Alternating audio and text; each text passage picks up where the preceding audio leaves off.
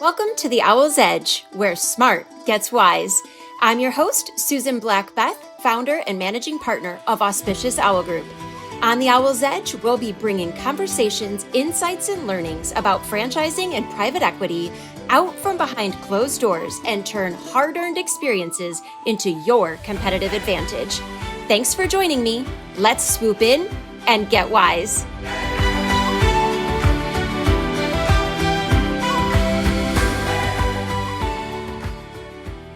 Welcome back to Aviary Studios. I'm your host, Susan Black-Beth, and this is the Owl's Edge.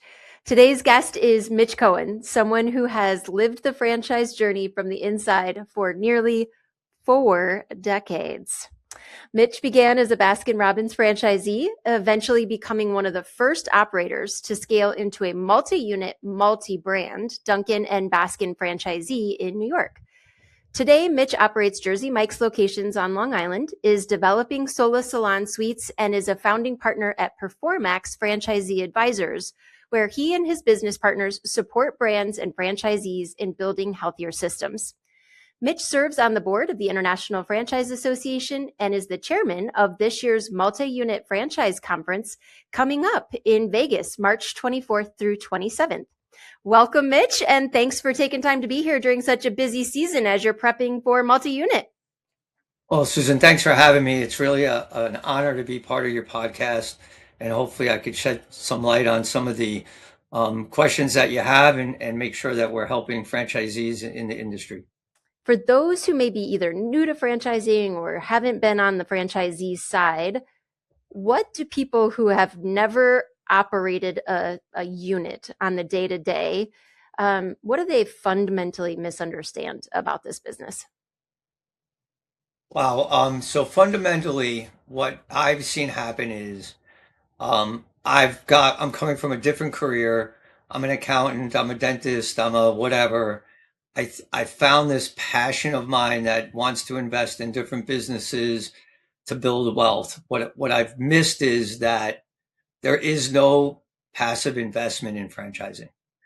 And that to me is the number one miss that says, hey, I'm gonna set my son up in this business or my spouse. And we only have to do 15 hours a week because that's what I read or that's what somebody told me. And the truth of the matter is if you're not working on your business and in your business when you start, you're doomed not to be successful. And I hate to go all the way to the dark side, but that's the reality. I have in my consulting business, along with my partners there, Tam Kennedy and Tom Baber, we have met with franchisees that said, but they told me I could do it from home and, it doesn't work. And so that's one miss. And the second miss is on the business acumen side. So we talk a little bit about, food service versus regular service. The detail in running a food service operation or even in the hospitality hotels is so detailed and the profit margins are very low. So we have to make sure that we're chasing everything and making sure that we're there day to day, that we're analyzing day to day, that we're coaching and training. And so part of the miss is I could do it part-time or I'll hire somebody to do it. And eventually you can hire somebody to do it because that's how you're going to get to scale. But until you show them the effort and passion and energy that you need to put behind it to be successful and coach and set up that culture, it's very difficult to find somebody and just put them in the place to say, okay, run my investment for me. Right. It just doesn't work. Well, especially if you don't understand it well enough at a granular level, right? To be able to ask questions, to be able to say, hey, what about over here? Or did we think about this? If you don't have that just day-to-day experience where you're drawing on it, it does make it really hard to put somebody else in the day-to-day while you're more absentee. If you're speaking to prospective franchisees and when they're evaluating maybe 5 different brands, given your experience, would you encourage them to pursue a brand that is something that they're passionate about? Like if they love golf, do a golf related business, or maybe if they're hospitality like obsessed, clearly maybe you'd go into food or a different level of service. Or do you go, no, be more pragmatic and do the business model that you feel like you can most effectively execute on? So Or I think option it's a C. blend. Yeah, I think it's a blend actually.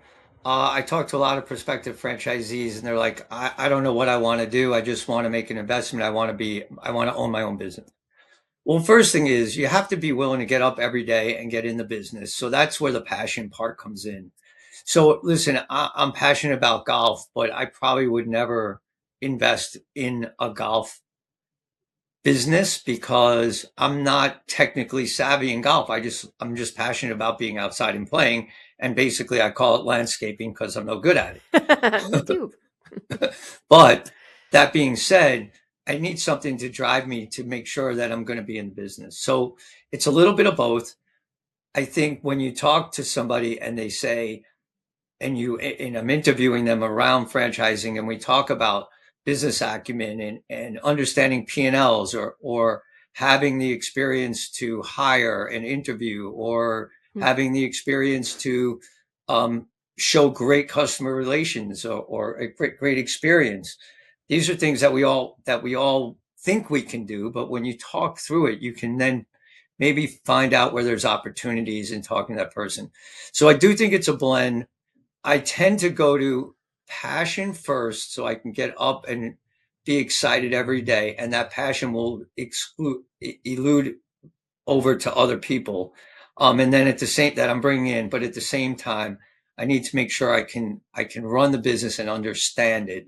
I would never get into let me say, a AI business today because one, I'm old, and two, I have not caught up to AI, and I probably won't because it's moving so fast. But somebody right out of college that's been working in that field probably can get in a software company or create something that might be franchisable, and that would be something different. I don't know if you've ever heard me keynote or not before around the topic of the passion bucket. But when I talk about leadership, I talk about it being like a champagne fountain.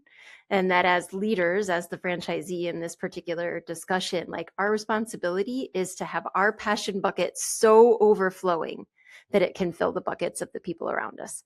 Right. And that's what you were saying. Like you got to have the passion to get up and get going and inspire others, but you have to have the business aptitude to make it work, right? Yep. Yep. 100%.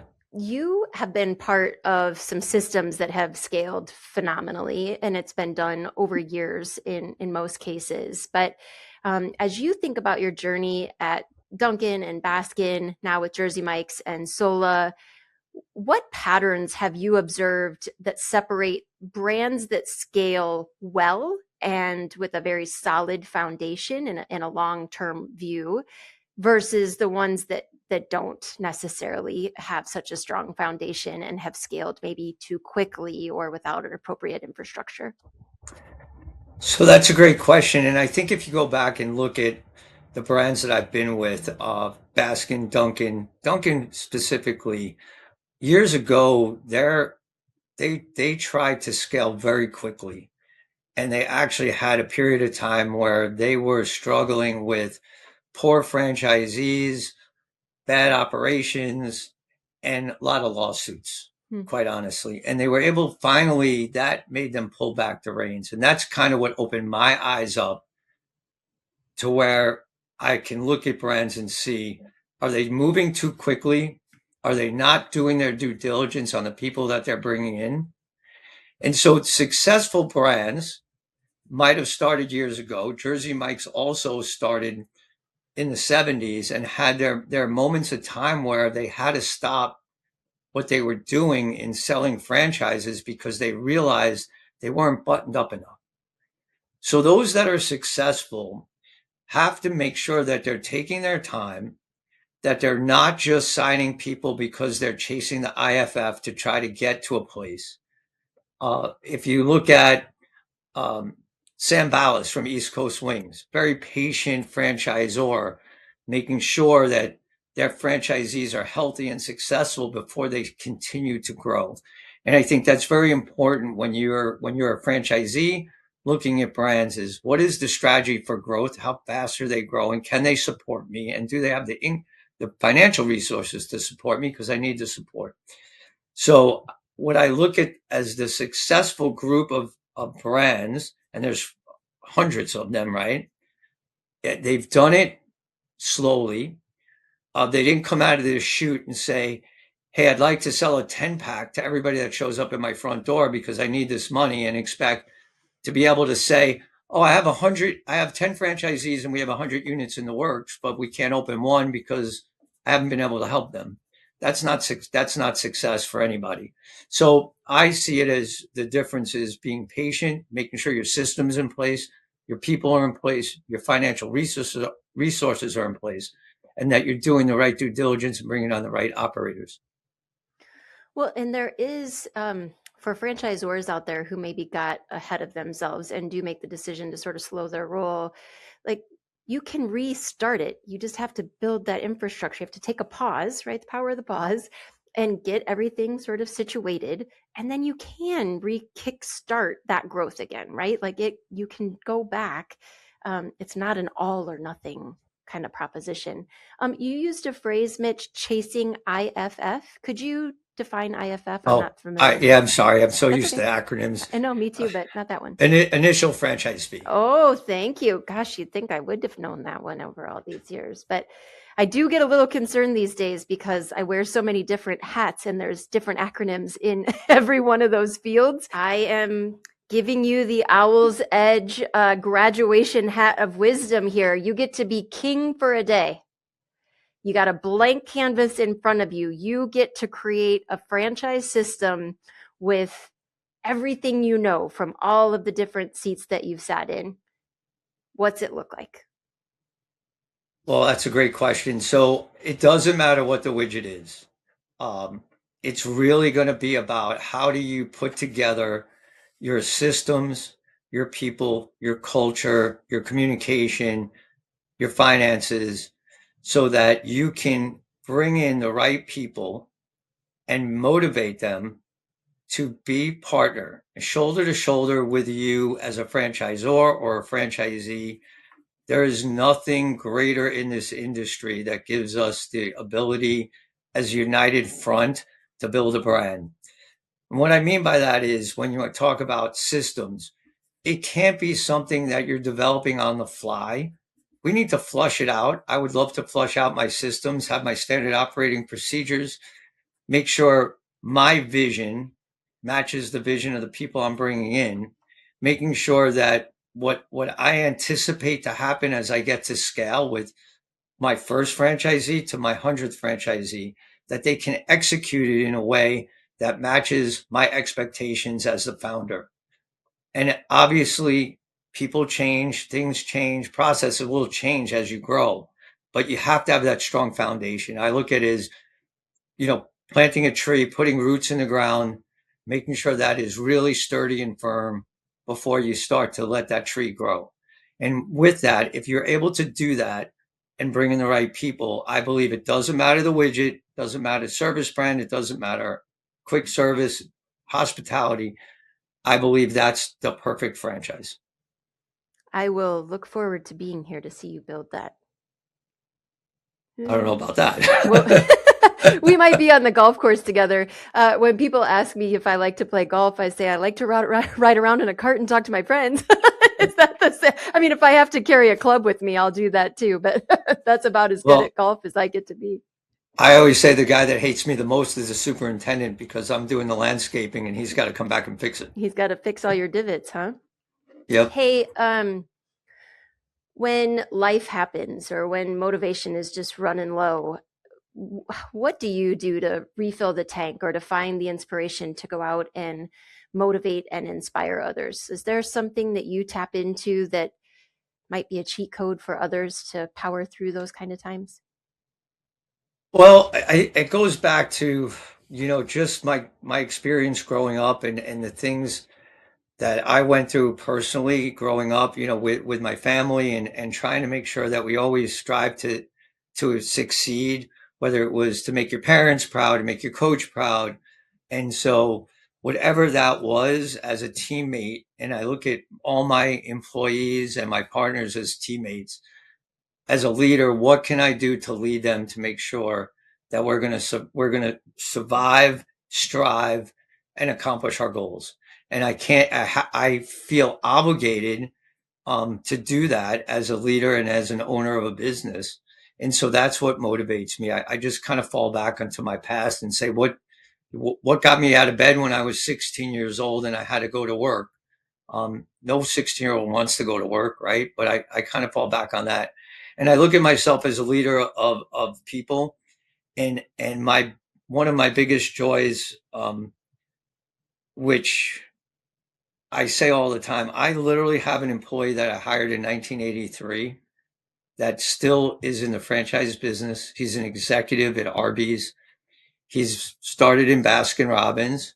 That's And so awesome. when I look at that and I see the new generation coming in, how many of those every morning, how many of those can I get to so that in 10 more years, 15 more years, they will be doing what that guy was doing. And I could say that I could take credit for getting that started. They're blessed to have access to you, Mitch. Thank you. For me, it's humor. And my therapist would probably tell you that it's a deflection mechanism. But I will tell you that for me, the way I get through those uncomfortable days or situations is humor. And you can likely see that in the memes that I send out to people just to make myself smile, make somebody else smile, just because it is hard. It is hard every day with the pressures that come with being a business owner and so many people's livelihoods also depending on you, right? And that can come with a pretty heavy weight at times. You helped create PerformX with your partners. You mentioned them earlier, and it's really to improve franchisee engagement and performance.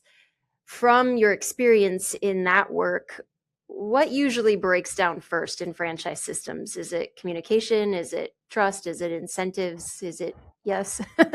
What is it that breaks down when we start to see lacking performance and engagement? So I think you could check all those boxes that you mentioned. It's just a matter of what part of the process that happened. Not everything happens in a perfect order. What I see a lot is one, the franchisor has their vision and the franchisee has their vision, and they have not met in the middle, and that becomes a problem. Sometimes, when you talk to a franchisor, they're like, "Oh, these are terrible operators. They didn't do this, they didn't do that." Franchisee says the franchisor is not helping me. Truth of the matter is that's when the communication broke down at some point, whether it was discovery day, training, ongoing training, all those things. And then the franchisor is like, I don't want to put resources behind this because I don't think they're viable anymore. Well, you thought they were viable when you signed them, and you think the location's viable. So that's kind of where we step in and say, let's see how we can make this work. And part of our process is we actually do a due diligence with the brand, talking to the executive team, making sure that we understand their point of view, and we also look to see what opportunities that they might have put the blinders on because they're so focused on, say, the A and the B franchisees. And then we talk to franchisees from A, B, and C category and do our due diligence there, and we kind of understand now a better holistically where there could be some breakdown, and lack of communication leads to lack of trust. Doing something that might be viewed as unscrupulous as a franchisor obviously breaks down the trust, but then they cut to franchisees stop communicating completely. And so those two things are the number one: trust and communication. They don't happen in any certain order, but they do need to be addressed.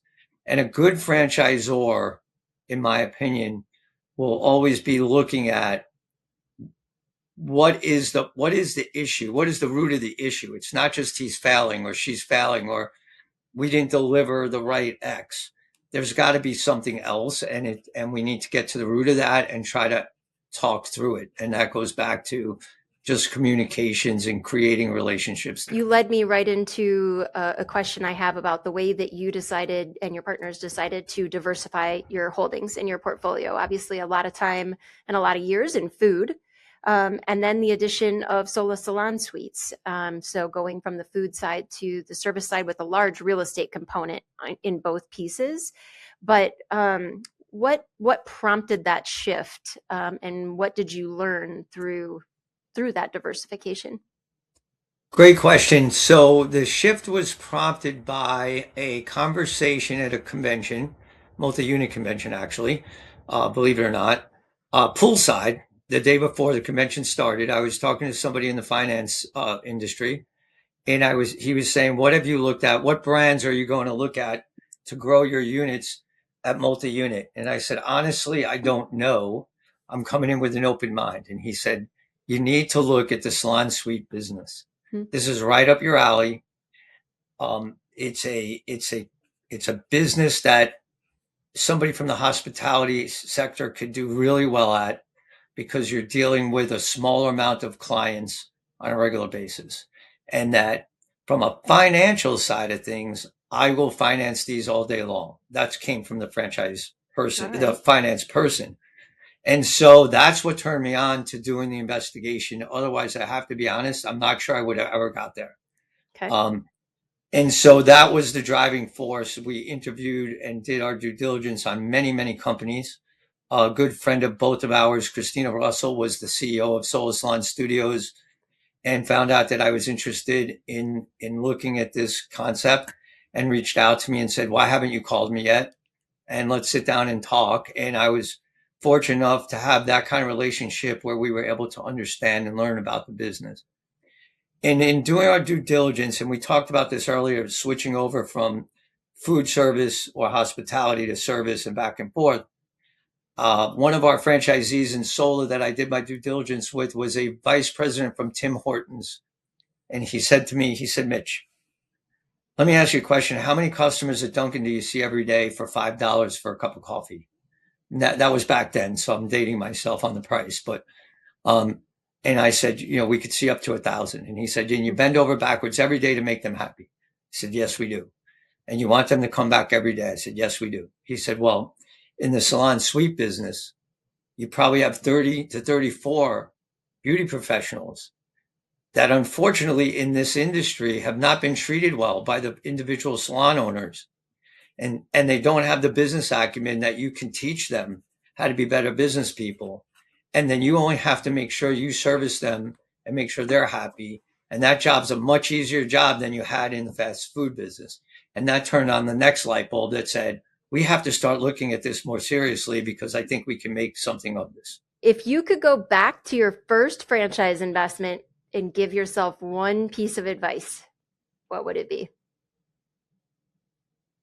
Um, so remember, I did this back in 1983 as a college, just out of college.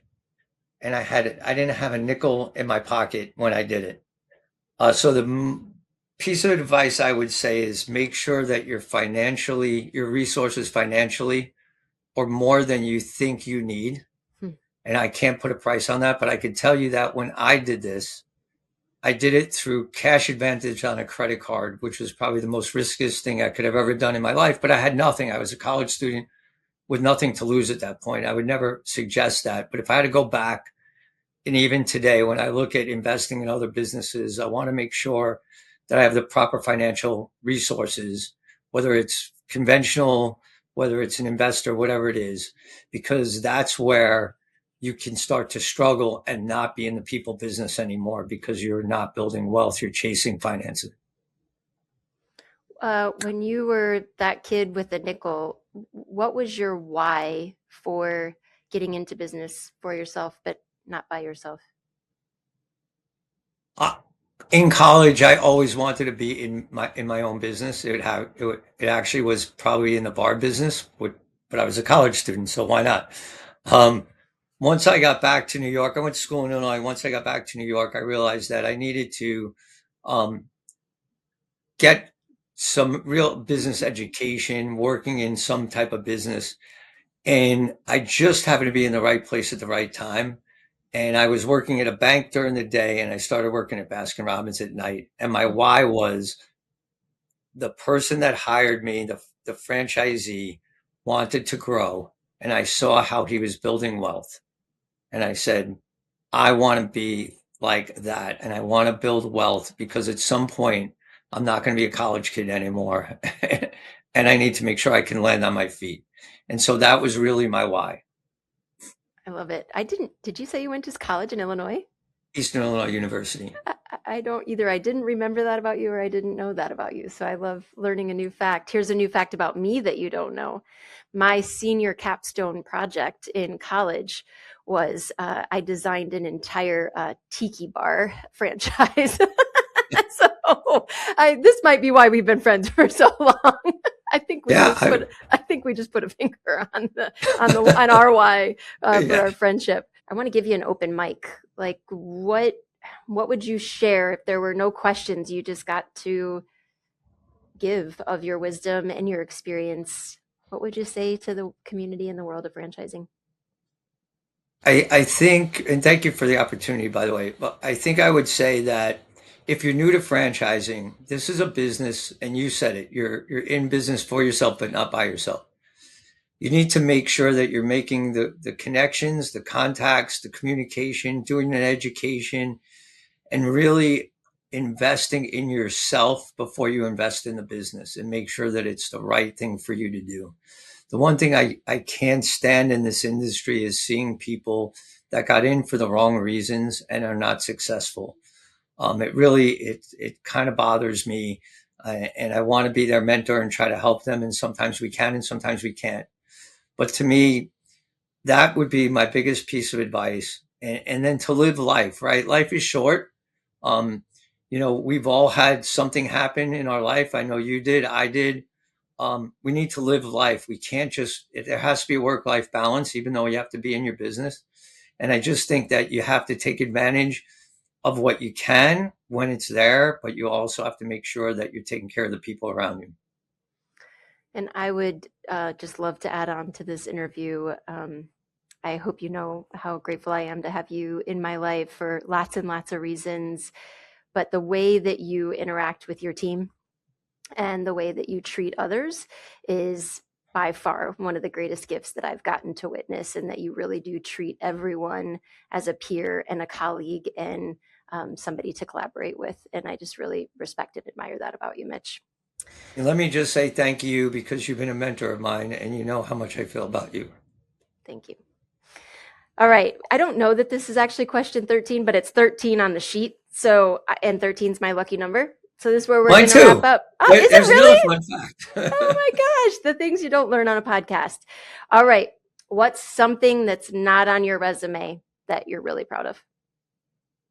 Besides my family and my children, they're not on my resume and they're great. I became a philanthropist through the Joy in Childhood Foundation when I was at Dunkin, and I currently sit on the board of Special Olympics New York State, and giving back to children, whether they're sick and hungry or they have a ailment, is very important to me. I'm very fortunate in my way. My children have been healthy. But I feel that this is something that doesn't need to be on my resume. I'm not looking for accolades for it. But we were very fortunate on the Dunkin side. We started with $17,000, and when I left 16 years later, the last year we raised 6.5 million. Oh my gosh! And from there, I've joined Special Olympics, and I get no more joy than watching the Olympians come into my store and give me a high five or participate in an event. So that's what I would say is one thing I'm really proud on that's not on my resume. Oh my gosh, I have the chills, which means it's exactly where we ought to wrap up. But thank you again so much for making the time as you get ready to head into multi-unit. We will be in the crowd cheering for you because you're going to be on the main stage, my friend. I hope you're ready for that. I'm as ready as I'll ever be. If not, you'll be at the pool. That's what it sounds like too. We should do it from the pool. It'd be much better. Oh my gosh, I have thought that several times. But again, live from Aviary Studios, this was a conversation with Mitch Cohen. Mitch, grateful for you. And we're signing off. Have a super rest of your week. Thanks for joining me on the Owl's Edge. If you found this conversation enlightening, please share it with others who influence outcomes for franchise stakeholders. To explore more on the topics of franchising and private equity, visit us at auspiciousowlgroup.com and be sure to follow the Owl's Edge wherever you listen to podcasts. Until next time, be smart, be wise.